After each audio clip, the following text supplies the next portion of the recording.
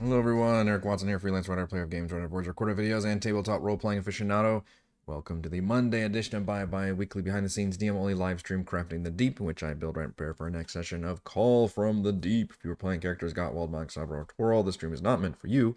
It'll be full of spoilers, but for the rest of you, you are welcome. We stream our D&D sessions live on YouTube every Friday. You can join our official Discord server with invite link in the description below. If you'd like to support the channel, please check out patreon.com/RogueWatson. For our campaign, we use Roll20.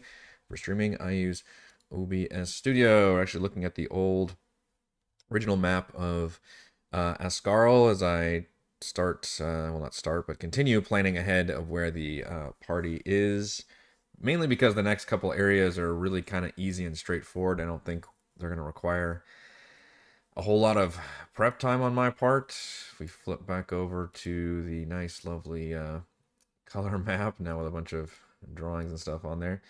They did interrupt the ritual, so the dude will not be exploding into a death slot. Instead, they'll have to fight a Warlock of the Great Old One, which is not a very difficult stat block when I was looking at it.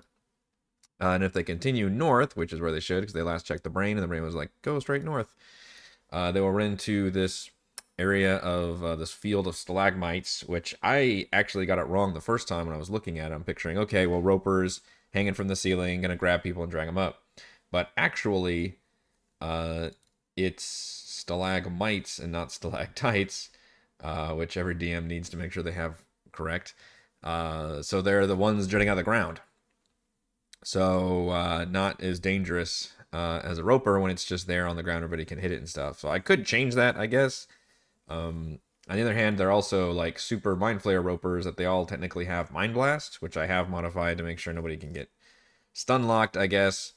But I don't know, ropers are still fun even without that kind of a thing. So I may, if I should change anything else. They have Detect Thoughts and Levitate. I don't know how good that. It's an odd mixture of psionic spells to have. I mean, ropers are still fun, right? AC of 20 and average of 100 hit points. And these ones have, yeah, Detect Thoughts and Levitate, and they can do Mind Blast in a 60-foot. But their Mind Blast doesn't do any damage. That's the problem. Their Mind Blast just can trigger the stunned effect, which can be pretty bad. But the way I modified it is it's the stun only lasts for like a single round. So I don't know how actually useful that is for creatures to do that. There's only two of them. I guess one could do the stun and the other one can worry about roping and grabbing people. But do we still want to keep them on the ground, or do we want to put these suckers in the air? I mean, I think if you've got 50-foot high ceilings, like, why not put them in the air? And then the other nice thing is, because the ground has little spikes everywhere, I think it mentions it in the yeah, here we go. Sorry. Difficult story. Any creature that falls prone in the area takes 2d4 piercing damage. So that would be more exciting if they were up in the air like stalactites hanging down, and somebody did the classic like cut the roper tendril or whatever, got out of it, and then they fall down, and then they actually take a little bit of extra piercing damage, and then it slows everybody down inside. So I'm thinking I may just put them in the air because that's just more interesting versus, I guess I could do both. I could put one in the ground and one in the air. What the hell? That'd have to be both of them, I suppose. Those are my musings for that room. I don't think they'll go to the east and actually trigger this battle yet. In fact, they may actually skip it because I forgot there's actually a passage up here. So if they end up going straight north, I'll probably describe this area, and if anybody goes near it, then I can trigger that scene, but I wouldn't necessarily push it. I do have reinforcements here. I'm still trying to figure out when I want to do this, which is, the big boss is aware of the party and would like to bring them in for, reconditioning or whatever, brain extractions. So supposedly they'd be sending some forces to grab them. It's odd that, I guess we could start off with like a weaker force, and then maybe as the party progresses, we can send a stronger force. But my initial patrol consists of 4 of these Sahuagin Illithid hybrid creatures, which are basically just slightly stronger Sahuagin, and then one of the aquatic trolls, which is just a troll with a swim speed, I guess. Not the most challenging fight for a level 11 party, but again, it's just kind of a patrol on top of all the other fights they have to do in the dungeon. I'm just not quite sure when I want to actually trigger this fight quite yet. I was thinking if they ever battle, they have that little mini battle with the Kraken right here, where the Kraken's just showing off, the lightning storm ability and stuff. Then that would definitely be a time for him to literally summon the minions and have them come in and help fight the party and turn it into a proper battle that the party's like, oh, we need to like back off because this guy's just gonna be summoning lightning storms the whole goddamn time. Otherwise, I could wait until they take out the first brain, because at that point the boss would start to be like, okay, enough fucking around. You guys need to be brought in like right away, because they're actually like, like a little bit of the confidence would be eroded, I think, once the party takes out this first brain. So perhaps once they're leaving this chamber, whichever way they leave, then we can have this patrol basically come at them. And I don't know, I could make it stronger if we think it needs to be stronger, or if we need to keep it pretty light at first and then maybe have another patrol when they defeat like the third or fourth one and make that one like a lot bigger or something. I just don't, I want it to be too tedious or anything, but they are like in the layer of the main villain, and the villain is mostly aware of what they're doing. So I actually did enhance the stat block a little bit too. I was inspired by the fact that the Sahuagin Baron guards were given the Mind Blades and Mind Carapaces as a fun way of kind of modifying their stat blocks. I thought, all right, well, let's fucking do that with like all the boss's minions. So are these Sahuagin Illithid hybrids, Sahuagithids? I gave them also the Mind Blade. So I kept their attacks pretty crappy. Although they do make 2 attacks, and they have Blood Frenzy, which gives them advantage on attack rolls if creatures don't have their hit points, which I've been able to get off most of the time against the players. So their Mind Blades now do an extra 2d6 psychic damage if they do hit. So I more than... actually, I think I more than doubled their basic attack with that, and their tentacle attack already did pretty good as well. I also give them a ranged attack, so I took away the fact that they have a spear, because normally they can throw with their spears. So their ranged attack, I just literally gave them the Mind Sliver spell as a way of showing off their like psychic attacks, and now they can sit back and do ranged attacks as well. So hopefully a little more of a nasty enemy. I don't know what CR this creature would be. It's certainly more powerful than it's probably like a CR 3, maybe 2 or 3. The hit points in IEC are still not that high, which is good, because I wanted minions, to have a lot of cool offensive capabilities, but not necessarily be very defensively, sticking around for too long. Although magic resistance is always nice to have against the spellcasters. So that's my idea, is 4 of those Sahuagin Illithid hybrids, and then 1 troll as a patrol. But like I said, we can always increase that if we need to, or change it, or decide when the hell we're going to actually pull the trigger on using that patrol. So they'll have to make their way past the Roper battle. Kind of a lot of fights, actually. We just had a whole session without battle, and then it looks like we're going to be having a lot of battles coming up, because we've got the one fight they just triggered in this room against the one Warlock, which I was looking at this stat block, and I don't know where the stat block is from, actually. Is this something they had in like Xanathar's or something? Because it's a weird spell list. Like, not at all for combat. Arcane Gate, Detect Thoughts, True Seeing, Minor Illusions, Speak with Dead, Guidance, Detect Magic. None of these are really like combat spells. But as a spellcaster, it has a shit ton of hit points, around 100 hit points. Decent AC, 16 with Mage Armor. And 2 very interesting abilities. One is Whispering Aura at the start of each of the Warlock's turns. Each creature of its choice within 10 feet must succeed a DC 15 Wisdom save or take 3d6 damage, psychic damage. I love abilities that just go off automatically without requiring any action on my part. That's very powerful. So that's just kind of an AoE thing that happens once per round, which is pretty nice. And then he's got... I guess he does extra damage with his dagger, technically. He does extra 3d6 psychic damage if he can stab people with his dagger. This feels weird for a spellcaster to... That's like the most efficient thing they can do. But he also can do this big AoE attack called Howling Void. It opens a momentary extraplanar rift within 60 feet, a 20-foot cube. It's a DC 15 Wisdom save. On a failure, creature takes 2d8 psychic damage and is frightened of the Warlock until the start of the Warlock's next turn. There's no recharge on this ability and no resource, so you could technically do this like every single round, which seems kind of funny. It sounds like it's not a ongoing ability either, unlike every other AoE ability that opens a rift into the far realm. This is just like a momentary explosion that goes off, and then that's it, and he can just keep doing it, I guess, if he wants to do 2d8 psychic damage, which is actually not... Like, he can do a lot more damage if he hits with his daggers, which is odd, because his daggers do whatever a dagger does, plus 3d6 psychic damage. So I think that's more. But obviously with the AoE, you can hit multiple people, and the frightened condition is pretty nice as well. So hopefully between that and the Whispering Aura, it's a little interesting. But obviously as a single dude, I don't expect him to last that long. And the only loot that he's got is like the key to the area the players were just in. And if they complain, I'll be like, look, you guys just looted a bunch of shit in the last room, so there's not going to be anything of value in this room.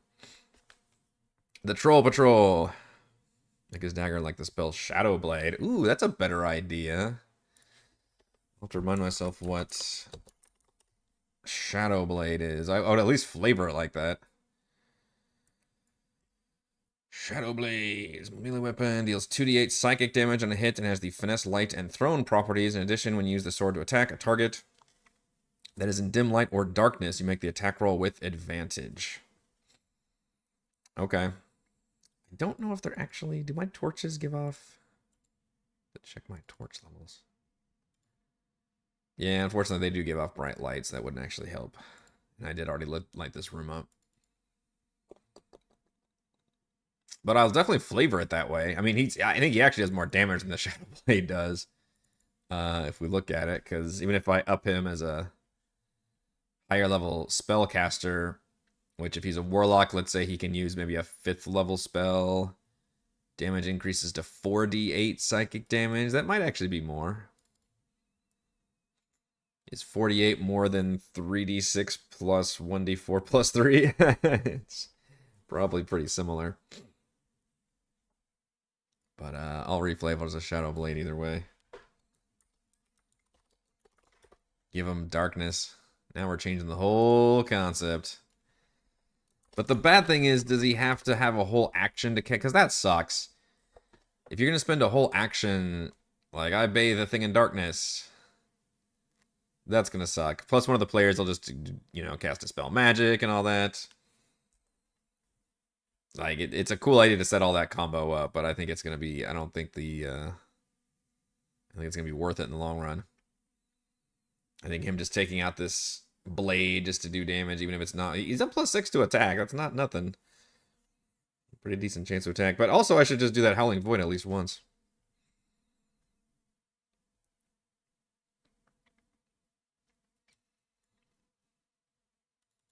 And it's not supposed to be a big deal fight. It's supposed to be more of a creepy thing in the party. I really like the party did the shakedown thing too, where he's like, hey, what are you doing here, buddy? And he just like is completely insane. And he will probably fight to the death. And then afterwards, the party can even like examine the writings and go, oh, if he had completed the ritual, like completed the markings, then something terrible would happen. In fact, if the party does do something crazy, like, and that might happen. I didn't even think about that. So I was like, oh, I'm going to go and complete this ritual because I want to see what the fuck happens. Then I'm going to summon the... I won't do the big body horror thing like I was going to do, which have the Death Slod spawn out of this guy. But I would have the Death Slod just spawn in, like, right in the middle of this room. Would be fucking bananas. And they're like, oh, well, guess what? You doing this just spawned a whole nother fucking, like, a mini boss fight into this room. I could definitely see them doing that. Stupid players. But we could potentially have a lot of combat lined up for the next session.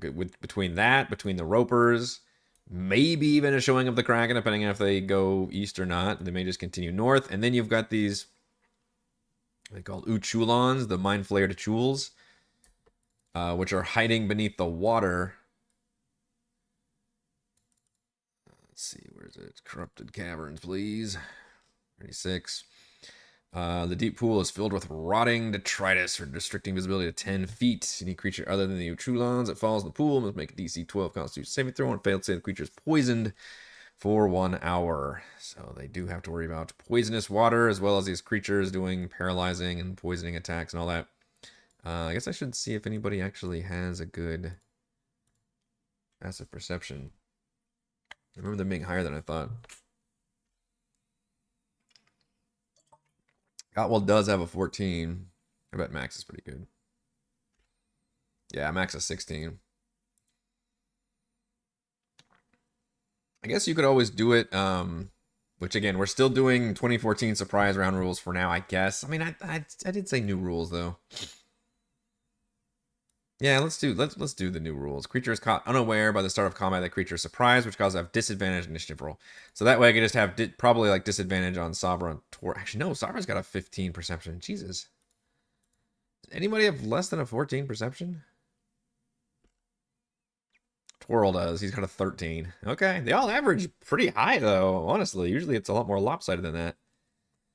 So I guess if I'm really pedantic, I could have Twirl roll initiative with disadvantage. If these guys get their surprise off as they rise from the water. I'd probably give the players a few seconds to, like, you know, I don't know, act or do something before these guys actually get their surprise round off fully. I also don't think these things have any kind of range attacks. They have to close in pretty quickly. They do not. They do have a 10-foot reach. And it's a 30-foot water. So definitely they'll try to grab people and dunk them into that nice poisony water. I would probably treat that as maybe difficult terrain. Well, no, they just had difficult terrain in the freaking spiky area here. Maybe I should try to find art that looks more spiky ground, although that would cover up all the other art too. The investigation arcana is low enough to summon the slot. Well, the check would be just to determine what it does. So if she even rolls like a 20 or higher and is like, and I'll be like, oh yeah, this is like an insane far realm ritual that might result in the a momentary tear into the far realm. Or so I don't know. I would try to tease. I wouldn't want to like exactly explain like, oh, Deathlaw is going to appear, but like somehow try to tease the fact that like it would be bad if this was completed, and then the party, if they wanted to, could complete it anyway.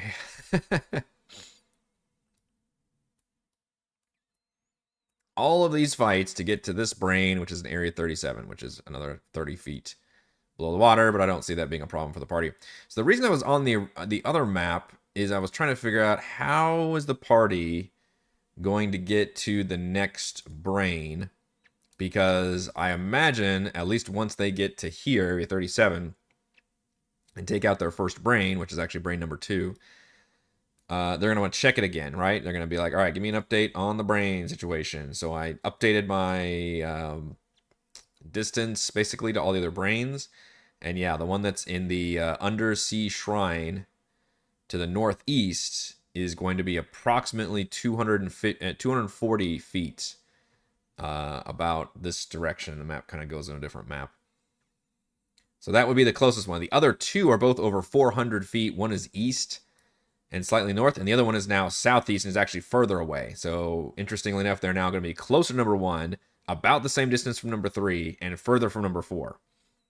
So based on that information, they'll be like, well, we need to just keep going like north or northeast. But they're going to look at this and be like, how the fuck do we get there, right? Like there's just nothing but walls here. Like, what do we do? So we have to come out. They can come out this way. Back out 36 into essentially the giant-ass cavern again, right next to the big dome. And here's where we have an interesting conundrum, because I was trying to look and see how this tunnel system works here. That is the one passage that gets you into that upper left undersea shrine area. And then also I need to make a decision on the final, I guess, Elder Brain chambers in the middle. I went ahead and locked the doors so the players don't run in there and open them really quick, but I do need to figure that out. They may assume one of the brains is in there because one of the things is always pointing in that direction, even though it's actually not. It's more like those, like the Breath of the Wild or something, where like you see the main final area from the beginning of the game and you're like, that's where you need to go, but the party needs to go do other things first in order to unlock that area. So that's why I was looking at the other map, so I could kind of properly see how that looked with both maps connected, which is here. So that would be this tunnel system right here, which there's no mention of the fact that all this dark area is submerged water. Like everything is still underwater, so there's no like special, I guess, runes or whatever keeping the water at bay, as far as I can tell. Everything is all underwater, so we actually are getting some underwater dungeon crawling here. But then how does this work with the tunnel system? Is this some kind of like, you know, one of those pressure things where it's like 2 doors and they both have to be shut, and then it like depressurizes and then the water spills in? Like, it doesn't fucking mention that in the text. There's very little on this. It's called the escape hatch in room 31. Characters with a passive perception of 20 or higher notice a pressure plate at the end of the corridor. Weight applied to these plates locks the doors and casts Cloud Kill at 9th level throughout the corridor. Fuck. That That's a bit of a surprise. Casts Cloud Kill at 9th level. Doors are unlocked. Qualith door locks. So, but they're marked as secret doors, I think, in the adventure. Yeah. So I guess there's, but that's only to notice the pressure plate. It's a secret doors. The doors are unlocked. Qualith door locks. But they don't say they're secret or hidden or anything. So I guess I'm trying to figure out how I want to present this area and how I want to make it work, because I'm presuming this is going to be the main thing they take to get up here. I could block this off completely, and the map is default set to do that because it doesn't even connect to the map. So I could just block it off and make them go over here and start on the eastern side, and that way they would actually be a lot closer to brain number 3 than they would be to brain number 1. It doesn't really matter the order. So that's one method. So option 1 is I completely block this tunnel, secret door, like nobody's got a DC 20 perception, whatever. You have to go all the way around to this side, which is awkward because you have to go just past the doorway of this like Elder Brain chamber area. It just feels weird to just kind of whistle right by. But this might be a better entrance over here. There's also technically one down here even further to the right. And that would give you a very quick access to actually the Illithid Lich one, because you would go up here and go, I think, do you go downstairs? I actually forget how the map works here. There's 2 different layers. I don't know if it connects this way or this way, but you're pretty quick to going downstairs and then getting to area 78 where the other brain is, or you waltz in and just go straight left towards the other brain. So that's one option. Option number 2 is to make this tunnel way more visible. Maybe it's like a bubble hatch or something, and once the party is here, they can even check their brain thing, and the brain thing will be like, yeah, you are whatever distance from it. I have to check my other map. 180 feet. God, it's still so far. 180 feet north, 200 feet north, whatever, to where it's like, yeah, we're closer here for sure, and it's like almost straight north from here. So that would be a very obvious entrance for them to go in. They're like, all right, let's go in here. I could still keep the trap and stuff as it is, but make it more of a pronounced entrance versus them forgetting about it. And then the third option is that they have to get up into the ruins map, because the ruins is 50 feet above them, and then swim over and swim down, of which there are several different areas for them to swim down on, mainly here at 21 and 30. Both connect to areas above. 30 connects to area D, and 21 connects to area B. So both of those would be getting that. However, we've established the fact that the Kraken brain is chilling up there, and it would be extreme. Maybe it would be fun, but it would also be extremely challenging for the party to maneuver around up there, especially if I end up triggering the fight at the one entrance here, which I forget which one that connects to, which I was planning on having, where the party has to meet up with the Kraken and have kind of a mini showdown there. So I know I'm looking at the map. Yeah, by the way, what is a fucking cloud kill at 9th level? Here, we'll look at the better map here. Much more attractive. It's just this one splits up the 2 maps, so it's a little easier to actually look at the other one. And I haven't put any numbers on this one yet. I need to. Let's see. So cloud kill. The classic gas trap. Poison, 5d8 poison with a con save, half as much on a successful one. I actually kind of hate this part. Creatures are affected even if they hold their breath or don't need to breathe. Like, there are specific, like, magic items. Like, somebody had, like, that necklace of adaptation or something where it's like, oh, you're also immune to, like, poisons and gas and stuff. Except it's like an arms race. Except there's also this, like, super magic gas that actually goes through that effect. Like, if I was a player, I'd be like, well, fuck you. Like, I should, like, this is the one time I get to have my, breathe in a vacuum thing, and you're telling me I'm still affected by this? It's like caustic or something. But yes, apparently it is. And then a 9th level, Let's see. Whenever you cast the spell using a spell, it's a 5th level spell. Increased by 1d8 for each slot above 5th. 6, 7, 8, 9. That's 4. So that would be 9d8 poison damage. What does that look like? Let's do it 3 times. Look at the average. It's about 40 damage. 40 poison damage to the party. Mustard gas. Oh, yeah, I like mustard gas because I'm familiar with that. But yeah, I know what you mean. So it is like just burning your skin. It's, you know what? It's the, what is the shit that was from The Rock? That's what I picture. VX gas or whatever. It's like the MacGuffin in that movie.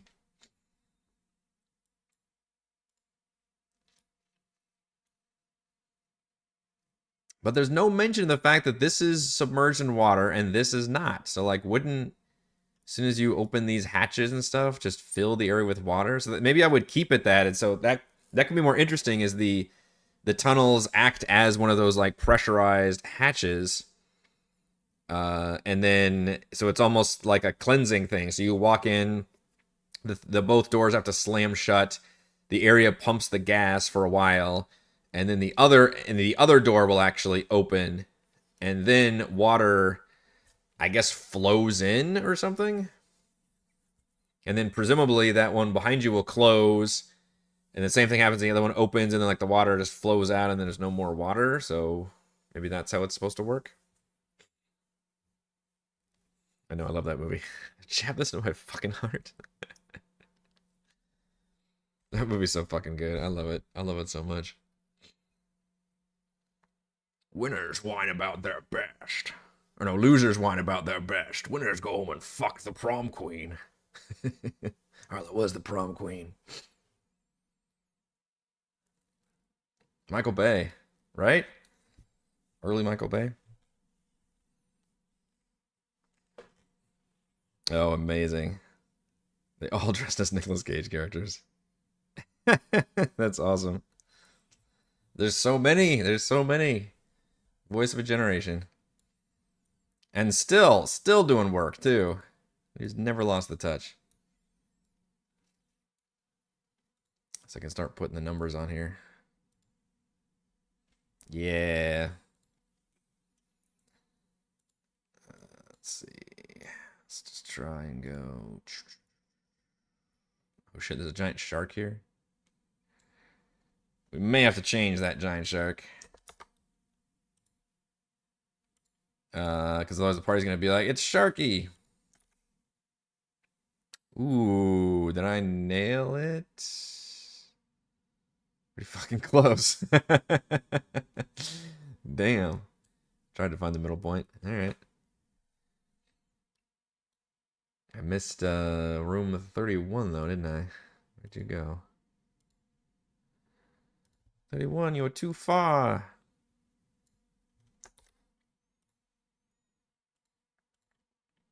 Because if I do that, if I keep it, then I can helpfully direct the party. I just think that's a better path that they take. Not that I should be like guiding their path, but we're kind of guiding their path. This map's so freaking big. These T's don't really matter, I think.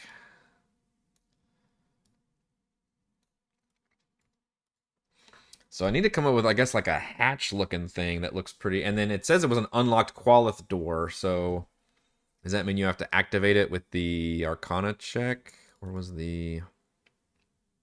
Wasn't our Illithid? Nope, I must have closed that window. Illithid layer. Qualith door locks. Funny, there's actually a whole other section of gas traps, but that's specifically that. Ironically, the one big gas trap is not a quote-unquote gas trap, it's just a cloud kill spell. Which is also a gas trap. Well, if it's unlocked, then that means you don't have to unlock it, right? Please call this great judges, call description. It functions like an arcane lock spell.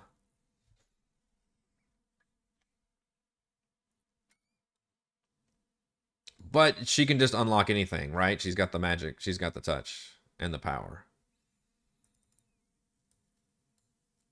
So I could like it be locked, but Sabra can just unlock shit, so that part doesn't really matter. So if we keep this, we can make it be that complex gas trap where people can freak out, which would be pretty fun. It's like, yep, you're gonna have tube with caustic gas filling up. That's pretty bad. I don't know why it would be set to do that. I guess it just kills anything, so nothing can go through this way, or is supposed to go through this way and survive. I mean, I can always follow the rules of their gas trap versus this one if I want to lower the damage. This one is a DC 20 for 4d10 poison damage. That's half as much as a 9th level cloud kill spell. Or I could keep the cloud. Honestly, the one thing I've been impressed with is this, my players are like 2 levels above what this dungeon should be. And there's not much I'm like changing right now in terms of the balance level. Like, they definitely went pretty hard on everything. I try to get multiple Transformers references if I can. Isn't that right, Starsky Scream? Have several within reach, in fact.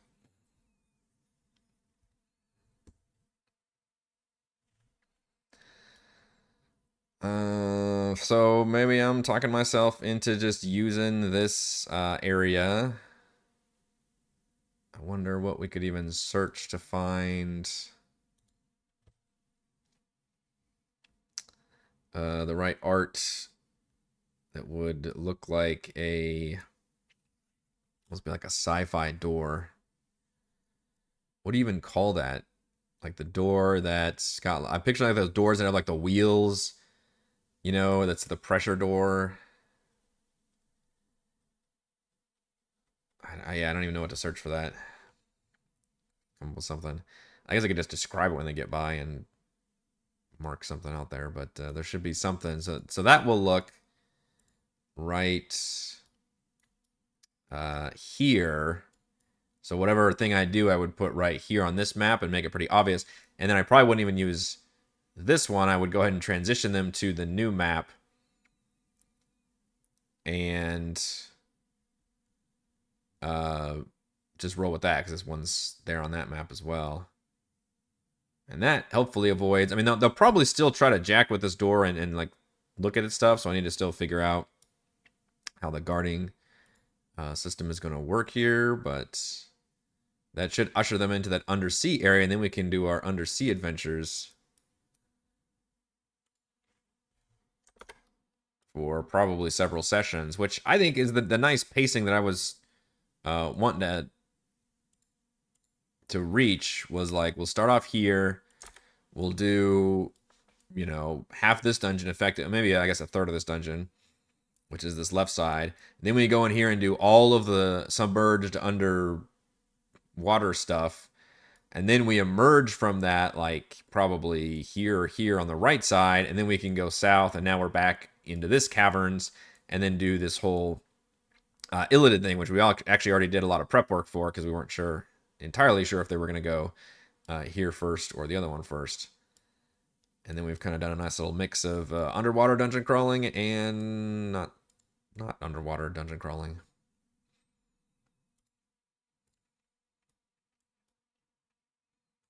And in fact, when they emerge from the tube trap, the gas trap, having been cleansed of all their outside maladies, they'll be very close to the brain, because the brain is sitting here at 24. So, although the maps are still very big, so it's about 100 feet straight north.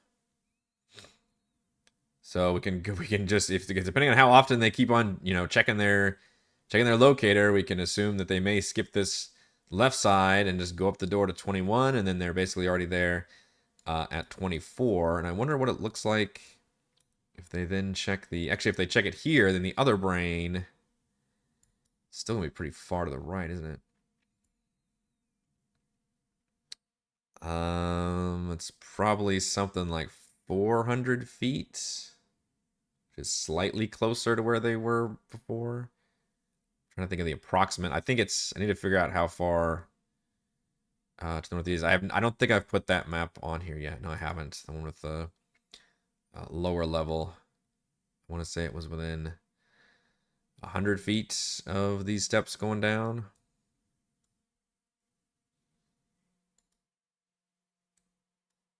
isn't an obvious eastern route here. I guess if you go north, you can travel along this rift here. Or you can go south and go east from there. But at some point, I guess you gotta let the party explore and do their thing. This map does have just the one crossroads. So that gets a bit awkward. Hard to overlay multiple levels in the top-down Roll20 map. Well, if we want to just get ahead a little bit, I guess I could start analyzing this area. What do we think about the gas trap, by the way? Do we want to keep it a 9th level cloud kill? Which, does it actually mention the DC? I didn't see that. It does not mention the DC. It just says the door. Apply these plates, lock the doors, and cast cloud kill at 9th level throughout the corridor. If cloud kill lasts for 10 minutes, that's the other issue the party has. Jesus, how long do you let that cloud kill spell last then? It'd be terrible. I guess you could dispel magic though. Although at 9th level, that would not be easy. I think does this. I have to look at this. I can't even look at her stat block anymore. I have to look at the staff of the Magi to be reminded of what all it can do. Surely dispel magic is on there. It's actually not on here. I think she's got that spell though. Or yeah, it is on here. Sorry, 3 charges dispel magic. For each spell of 4th level higher. That's yeah, it's a DC 10 plus the spell level. So DC 19 would not be easy even for somebody with a good Arcana check. Oof, that's a TPK. Honestly, if you let that spell sit there for 10 minutes, I guess people would be breaking down the doors. The awkward thing though is if you break down the door, I guess if you only break down the inner door,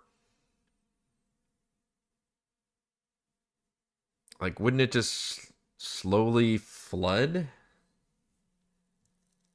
If you broke like both doors, wouldn't that slowly flood the outer chambers? Does it talk about that anywhere in the book? Is the party being able to do that?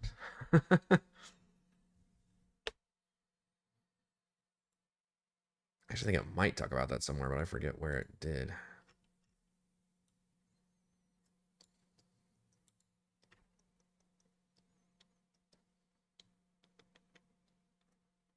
Okay, so it just actually uses the intelligence. Which, yeah, best case scenario, you've got a +5, I guess, to make a 19.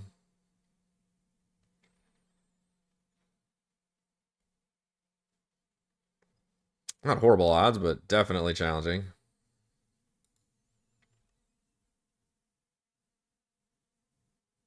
Oh, yeah, it even says you can actually cast a spell magic on the runes. Well, that just breaks the dungeon, doesn't it? A successful casting of Dispel Magic at a DC 20 causes water to start leaking through. The rest of the dungeon begins filling at a rate of 1 foot per minute. That's pretty fucking fast. That's really fast. 1 foot per minute.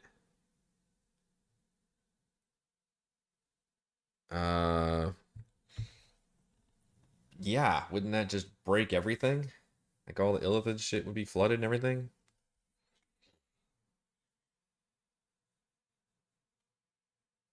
Hmm. I'm trying to think about this because there's no mention of this in the stupid escape hatch. Like if players can get from there to the, I guess, how do the other areas work? Because there are other areas that are flooded and they just enter into the fucking caverns. I should look at that and see how the dungeon does that. Let's see, what rooms are those? There's 2 of them. This one and this one, neither of which I have labeled. So let's check the other one. Oh, fuck. This hallway doesn't have any information. Okay, 13 is when we can check. How is this not labeled? This is an important area here.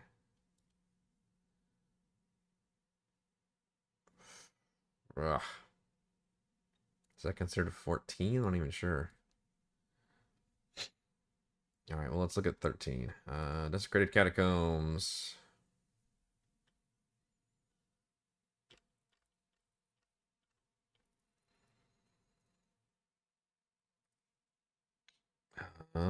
Is this correct? 13, Qualness's Gallery. Eye of the Deep, loyal to Shava layers here. Favorite Chalice, Chalice eaten by the Hulking Army 12. Accessible only by hole in the ceiling is Qualness's Sanctum. There's no mention of how this flooded area just ends up here. Huh. Alright, I'm confused about the physics of this dungeon. Am I overthinking this? We're 50 feet below the bottom of the ocean. So physics tells me that water should constantly be trying to flow down. But there's magic keeping the water at bay above us, except where there's not. And then water's just kind of like, I don't, So if this is all submerged, wouldn't it all be just constantly flowing into the chamber unless there was something keeping it back? Am I crazy? I think the adventure's a little too cavalier about this.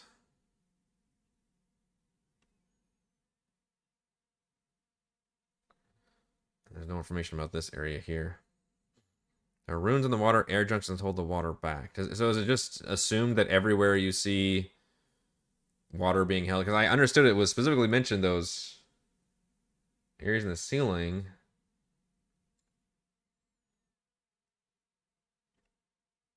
Let's go back to the dungeon section. Maybe I missed that part.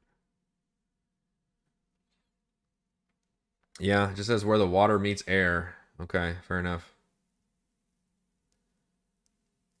It's held back by arcane runes etched into the surrounding stone. Okay. So I guess the escape hatch doesn't... I mean, we could have the same runes there. Along the stones, and that's what's keeping the water at bay. So maybe when the door actually opens, it looks like a wall of water, I guess, versus having the water rush in, because that's what I was picturing initially, which is more dramatic. Although maybe it works as just when the doors are open, the waters are rushing in, and then when they close, it acts as the arcane runes. But then what if the party breaks the doors? That's what I'm worried about. My concern basically is like, which I guess the designer also thought of that, actually, like, oh yeah, you can just dispel magic on the runes and that starts filling the dungeon. I'm like, well, yeah, then that fucks everything if you fill the dungeon up at a rate of 1 foot per minute. Jesus. So that means you wait, what, an hour and this whole area is full of water? You killed the whole dungeon? GG. That seems a little crazy. DMs hate this one trick to their underwater dungeon. Yeah, that's what I was picturing of the airlock too. But I mean, I guess my concern is like, what happens if the party breaks a door? Or do I just say no? You can't break that door because it breaks the tension. So like, yeah, it could be an airlock situation where only one door can be open, and that's how the trap works too. You walk in, the door behind you slams. And then the other door should open after a second, but it does like it's like the classic repressurized thing, and you see it like shoot air, but instead of shooting air, it's shooting like this poisonous gas, and it's damaging the party. But I would have it be like it didn't do it over rounds. Maybe it only does it for, I don't know, a round or two, which if I do that, I'd lower the damage. And maybe I would show like a countdown on a screen somewhere, so the party's not like, oh shit, we're gonna die in here. And then have the other door open. And I guess my question is, do you have then, when that door opens, is water just rush in and fill this area? Or is it still the arcane runes, or like only this area is submerged?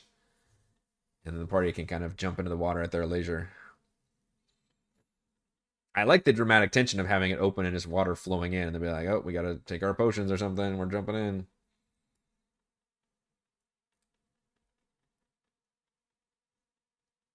And yeah, if I do a 9th level cloud kill on them, that would be like, I think you get away with that once, and then it disperses immediately.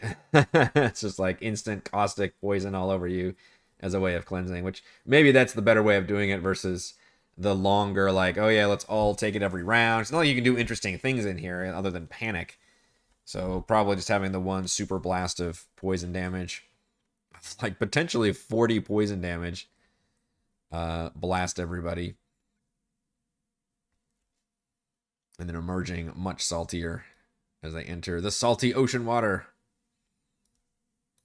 Let them flood the blaze. You're crazy. You're crazy, Sylvan. The chaos reign, like the end of Metroid. Everyone's to get out, but may still run into each other for conflict. Oh, you like the load-bearing boss. Man, fuck that. That stressed me out so much. It still stresses me out if I go play Super Metroid. God. You know what other game did that? Is the fucking, the awesome DuckTales game everybody likes. The DuckTales one for the NES.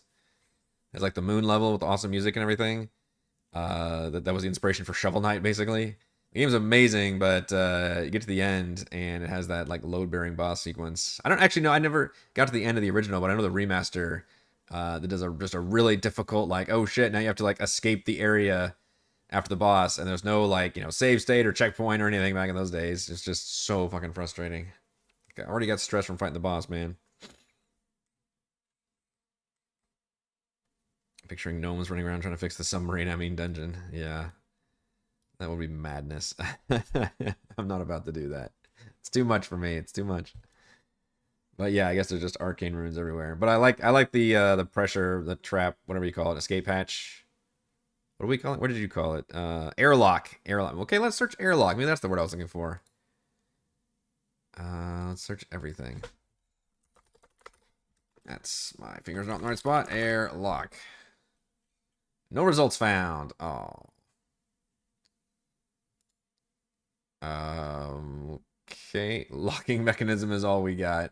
Best we can do is from airship and the steampunk. Oh, is airlock one word maybe? Is there really nothing?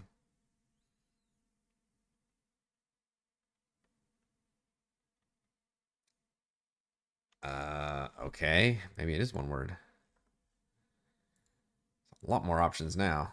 Okay, those are like straight up maps.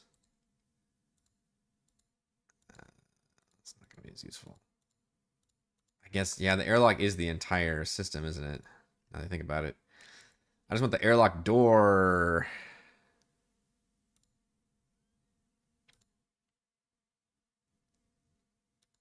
These are all very cool, but I just need like the outside. Oh, that'd be good if it was like a top down.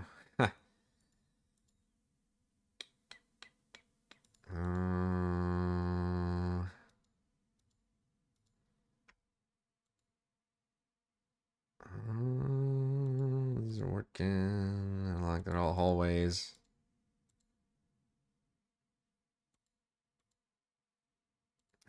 Urge to run Alien RPG Rising. All hallways. Airlock door is... No, that's not going to work.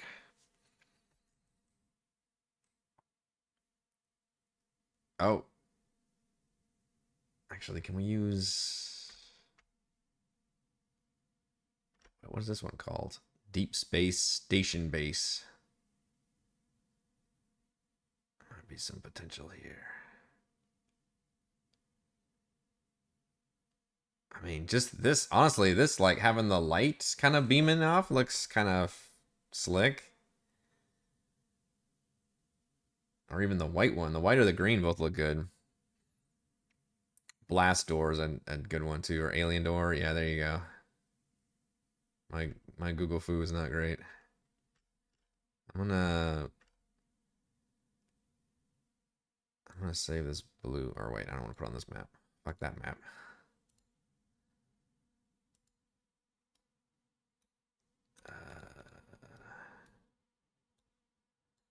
Or no, I do want it on that. I want it on the other one. Shit. So this is where the door's gonna be. That could look good. Oh, it's so fucking tiny. How stupid does that look?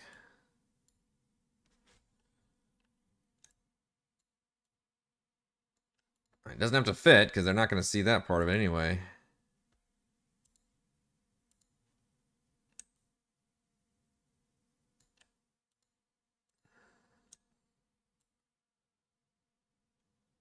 Stretch it, make it look like a little bubble door.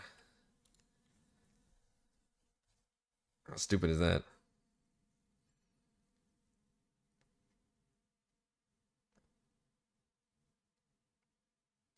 Yeah, you guys are both about the same age as my brother.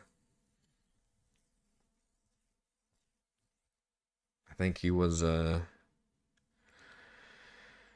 let's see, he was born in 73, so whatever age would be graduating then 91, I guess.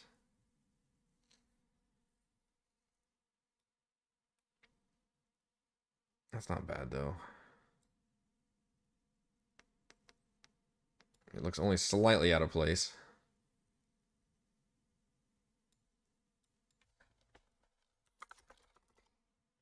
Alien door.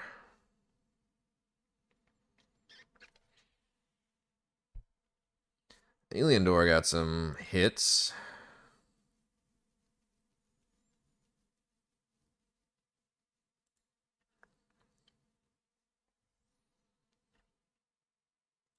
Sci-fi rooms. Nope, don't need rooms.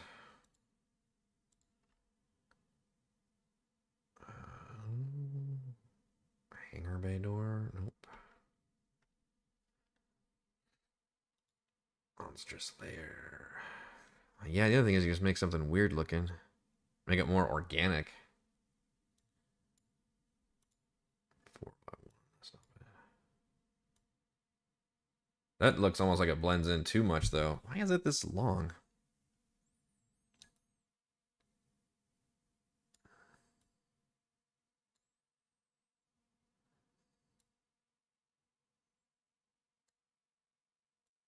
Yeah, so the non-shadowy ends facing. Or we can even combine the two things. Does that look... That didn't look like a fucking door. But maybe that's the point. We could combine them. Now it glows blue. When in doubt, start throwing shit on top of each other. How much can the party see of that? It's pretty good, I think. Alright, fuck it. That'll work.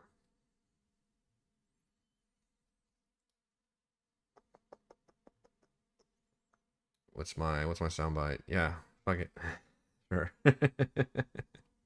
I'm done looking for this door. It's gonna work. It's gonna work, damn it. So we're not gonna use dynamic lighting there, because I'll just move them on to this map, which is Undersea Shrine. Right? Because that's... I guess they're both... It's going to be both the Desecrated Catacombs and the Undersea Shrine. Because it's technically two different areas, but I think it's all one biome. In terms of all being, like, submerged area. I guess the caves on the very far east. Man, this art looks good. Looks a little different. But otherwise, it's like it's supposed to be like the ancient elven city, I think. There's left of it. Yeah, the Moon Elves built Ascarle. Rift open in areas 2, 14, and 22. Minions locked though made their way between them, though they've taken fewer protective measures, things that came in above. Area is unlit, except when noted otherwise. That's one thing they have to deal with. There's no lighting down here. Whereas the actual other part of the caverns, there was a lot of light.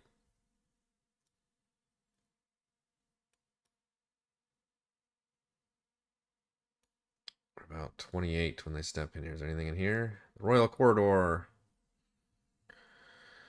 Statue and Secret Door. Which is the one up there, I think.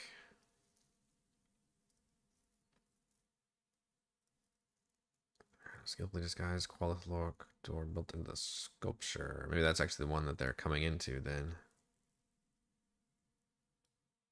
And that's the one about the other one. That's the statue and secret door. The other one's the alcoves and secret door. Okay. Otherwise, no, nothing going on here. 21. Children of Undersea. There's a ragged hole in the ceiling, which could be another opportunity for Sarkarthel to pop in if they haven't fought him before. Maybe I should make a note of that. Filling the chamber is a permanent dancing light spell, which manifests as silver dolphins. They avoid being touched. If a creature touches one, they have polymorph cast upon them with the new form as a dolphin. That's cool. Because somebody's going to want to touch these fucking light dolphins. Spell save DC 15. Dolphin isn't the worst thing to be turned into. Lasts until it's dispelled. I will assume, or the polymorph feature of taking out the hit points. Although we just remember that Sombra can dispel magic like nobody's business. Floating among the dolphins is an Eidolon and Amorphous Spectre. Eidolon protects Area 24 from desecration. The Kraken are avoiding its wrath by maintaining its shrine to deep Sashalas. Eidolon pursues anyone who takes items from the shrines in Area 24. Its sacred statue is in Area 23. The Eidolon is only a fractured version of its former self and still speak Elvish and uphold a conversation. Good role player, successful DC 20 charisma check. Calms the angry spirit. What the fuck is an Eidolon?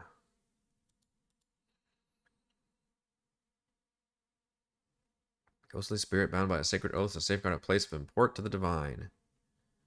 Forged from the souls of those who have proven their unwavering devotion, Eidolons stock temples and vaults, places where miracles have been witnessed and relics enshrined to ensure that no enemy can get a foothold against the gods' cause defilement or violence within these sites. Some kind of spectral guardian. It's undead, so it's a ghost. If an enemy with such intent sets foot inside a warded location, the Eidolon plunges into a graven vessel, a statue specifically prepared to house the souls of those protectors. The Eidolon then animates the effigy and uses the borrowed body to drive out the intruders bent on plundering the relics it is charged with guarding. Okay, so it's like an animated statue, but it starts off as a ghost. Does the ghost assume it's in a statue or no? The Eidolon moves into a space occupied by a sacred statue. The Eidolon can disappear, causing a statue to become a creature under the Eidolon's control. The Eidolon uses the sacred statue's statistics in place of its own. Is sacred statue a stat block?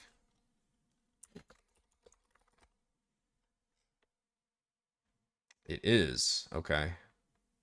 Well, yeah, I would probably find a picture for the Eidolon. Well, that's interesting. It's a ghost that specifically inhabits things instead of people.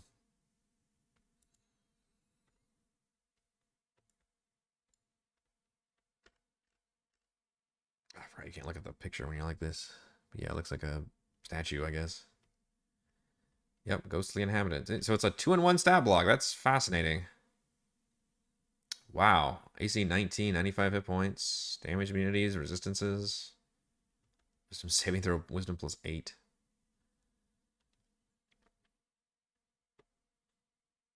So presumably when they take it out or dispel it, then it becomes the Eidolon stat block. Makes 2 slam or rock attacks.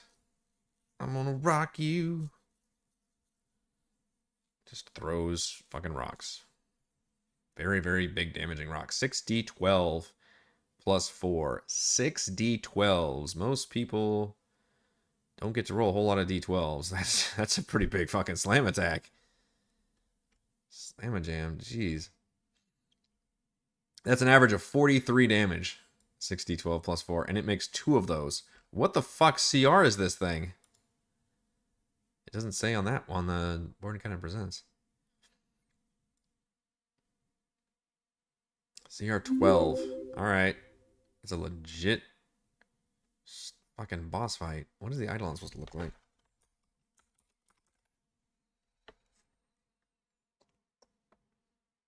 No, it's the same art. Well, the Mythic Odysseys gives us a Ghost Blade Eidolon. Oh, okay. That's fucking cool art. This looks like a celestial ghost thing. Ghost Blade Eidolon. It's an Eidolon with blades. Basically. Well, that's cool. You could have that be... okay, that could be a potential role-playing scene, too. Because it even mentions that in the text, doesn't it? Still speak Elvish and uphold a conversation. Good role player, successful DC 20 charisma check, calms the angry spirit. Yeah. Which probably just cares about the maintenance of the shrine and everything, but doesn't like the maybe the brain being there. Interesting. I like it, though. I'm liking this so far. But that has already been an hour of prep work, believe it or not. So much prep to do for this big dungeon, but it will come together eventually. Eventually. Honestly, it's going to take a while, I think, for the party to get to this point. It might be 2 more sessions before we get here, but we're going to be very well prepared when they do. That will do it for this Monday edition of Crafting the Deep. If you enjoy the content, as always, please check out patreon.com/RogueWatson. Shout out to Platinum patrons Joe Will, Thomas Dan, Brandon, Zenocide, Eclectic Roleplayer, Roll, Christopher Corey, Big Nut, John F, John L, Nathan, Chris Counselor, Andrew the Reldrin, Stephanie, Jason, Amit, Lippy Spuds, Warden, Hail, Demona, LLC, Tom, They're Eating the Dogs, Caleb, Marcus, Howard, and Gold patrons, RPG Paper, Grams, Pretty Boy, and Yuma, Elizabeth Lounge, Jerome, Nathan, Pascal, Torres, Scott, Ruffus, Jerry, Glenn, and Mark. Thank you all very much for your support. I'll see you for more Crafting on Thursday.